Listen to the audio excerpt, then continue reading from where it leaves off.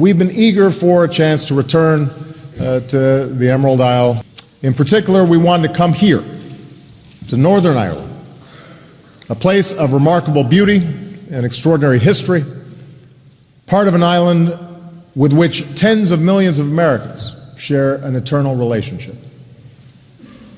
America's story, in part, began right outside the doors of this gleaming hall. 325 years ago, a ship set sail from the River Lagan for the Chesapeake Bay, filled with men and women who dreamed of building a new life in a new land.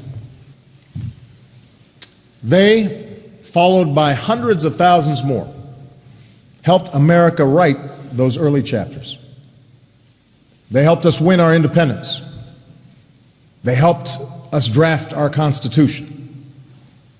And soon after, America returned to Belfast, opening one of our very first consulates here in 1796, when George Washington was still president.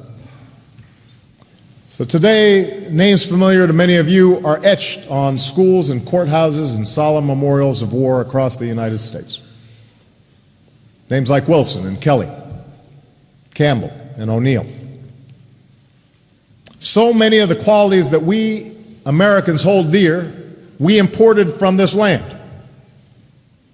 Perseverance, faith, an unbending belief that we make our own destiny, and an unshakable dream that if we work hard and we live responsibly, something better lies just around the bend.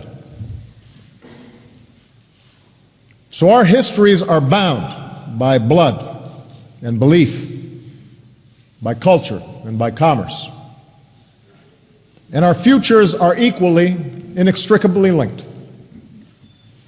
And that's why I've come to Belfast today.